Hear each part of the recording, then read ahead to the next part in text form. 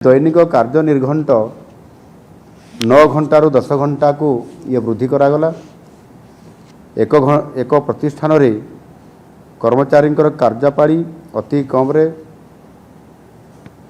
अध घंटार सेठी तांकर व्यवधान रहिबो, से रेस्ट नेबो एवं परवर्ती निरंतर भाव रे से 6 घंटारू अधिक समय पर्यंत से काम करिबो।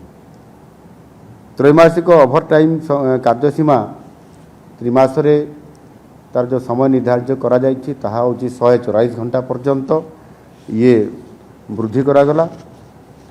कौन सी प्रतिष्ठान रे जने कर्मचारी कौन सी दिन रे 10 घंटारू अधिक किंबा कौन सी सप्ताह रे 48 घंटारू अधिक कार्य करिले से एपरी ओभरटाइम कार्य बाबद को साधारण मजूरी हार रे ताकू द्विगुणित मजूरी पाइबाकू सी हकदार हो पारे।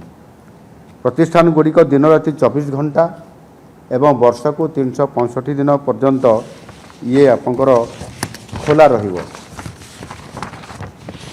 राति रे महिला कर्मचारी कार्य उपरे जो प्रतिबंधक या आगु जो आईन में थिला सेथिरे ताहा हटि जीवो। जने महिला कर्मचारी से जदि चाहिबो राति रे मध्य से कार्य करिबा पई ताहार विभिन्न व्यक्तिगत कौन भी कारण थाई पारे, दिन बेले से काम करि पारुनी घर समस्या कारण, किंतु से जो चाहिए जदि मो राति रे काम करि परिबी ताहले से गोटे लिखित सम्मति प्रदान। मु प्रथमे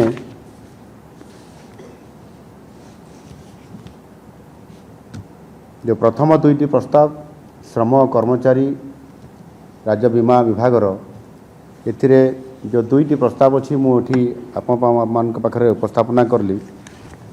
एथिरे विशेष करिकी राज्य दुकान और वाणिज्य प्रतिष्ठान आईन 1956 रे जो संशोधन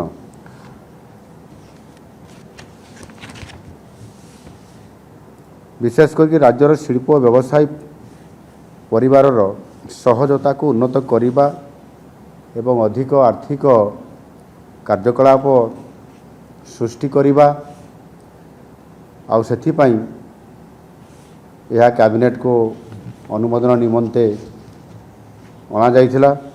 एथिरे ओडिशा दुकान और वाणिज्यिक प्रतिष्ठान आईन 1956 रे और कारखाना आईन 1948 रे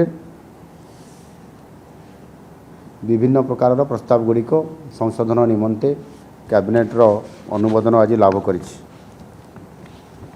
प्रथम है ओडिशा दुकान एवं वाणिज्यिक प्रतिष्ठान आईन 1956 रे व्यवस्था गुड़िक 20 किंबा ततोर्ध्व कर्मचारी को नियोजित करिथिबा दुकान और वाणिज्यिक प्रतिष्ठान पई लागू हबो, परंतु समस्त दुकान और वाणिज्यिक प्रतिष्ठान रे नियोजित कर्मचारी संख्या एवं नियोजित कर्मचारी संख्या एवं निर्विशेष